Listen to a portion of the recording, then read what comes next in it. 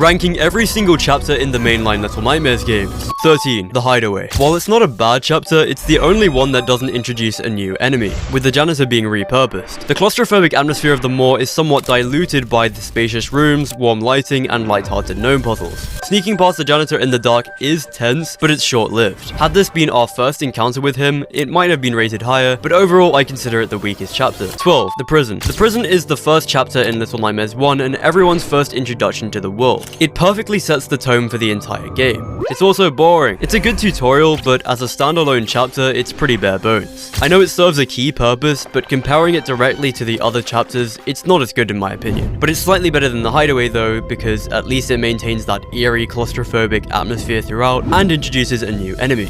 11. The Residence. Yes, I did just put a DLC above an original chapter, but hear me out. The Residence is really solid. First of all, it sets up Little Nightmares 2 with paintings of future enemies like the teacher, along with a teaser for the Thin Man. The twist ending is superb. The lady turns you into a gnome, the same one that Six devours. Get out of there while you still can, what are you doing? However, the Shadow Kids were a bit frustrating, and by frustrating I mean I f***ing hated them, and the puzzles can feel a little tedious. Plus, there's no final battle, which can make the ending feel underwhelming, but overall it's a solid ending. 10. The Pale City. First of all, this chapter is beautiful and it serves as the perfect build-up to the final battle, but it's also my least favorite chapter in Little Nightmares 2. The viewers just aren't as compelling or scary as the other enemies in the game, no matter how many buildings they fall off. Graphically though, it's the best Little Nightmares has ever looked. The final confrontation with Thin Man is as epic as this series gets, but the pacing feels oddly slow as you make your way through the city, and overall I don't enjoy it nearly as much as the other chapters in the game. 9. The Ladies' Quarters. This might be a controversial pick because it's a very short chapter, but it's also a perfect ending to an amazing game. You take the lady's powers, walk through the moor with your head held high, and watch as the creatures that tried to kill you have the life sucked out of them. That iconic shot of Six leaving the moor, with all the gnomes you met throughout the game watching her go, is just perfect. Well, not all the gnomes you meet, but you get what I mean. However, taking off my nostalgia goggles and looking at the chapter as a whole, it is very short. It's still a great ending, but it doesn't have as much depth as the other chapters, which put it down a notch. 8.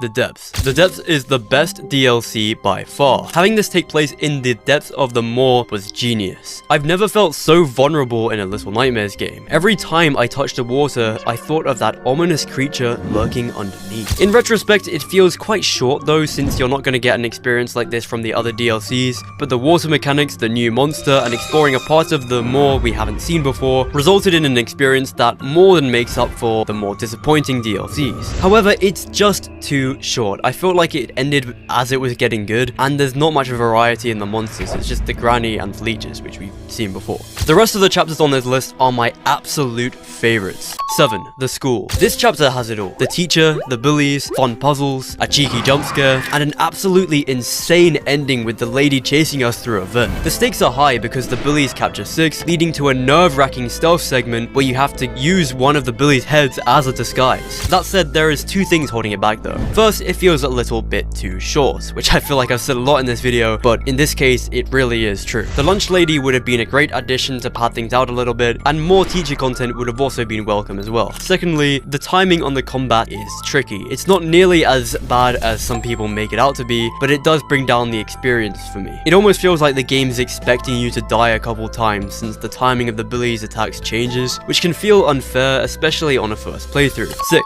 The Kitchen. This is the chapter I have the most nostalgia for. I remember watching YouTubers play the original demo back in the day and thought it was the coolest thing I'd ever seen. The sound design excels here, with the music inducing an instant sense of anxiety when the chefs spot you. And the noises they make, like a mix between a strangled baby and an elephant. It's horrifying. That said, it lacks enemy variety and the gameplay is on the easier side, which puts it down a notch. 5. The Hospital. The Hospital is pure terror, but interestingly, I don't find the doctor that scary, which is why it's not higher in this list. Yes, the ending was intense and burning him alive was very satisfying, morbid as that sounds, but I always found the patients and the hand to be far more frightening. Some of the best horror moments, not just in Little Nightmares 2, but the whole series, are in this chapter. While containing one of the weaker bosses, this chapter isn't cut short like some of the others, and it doesn't overstate its welcome either. The atmosphere is unmatched. You will not get a sense of hopeless dread in any other chapter chapter like this. 4. The Signal Tower. This ranking placement might be controversial too, since this chapter is more of an interactive final with fantastic set pieces rather than a fully fledged level, but that ending. From the otherworldly aesthetic of the Signal Tower to Monster 6 to the huge scale of the boss fight and the betrayal and the twist that Mono was Thin Man all along,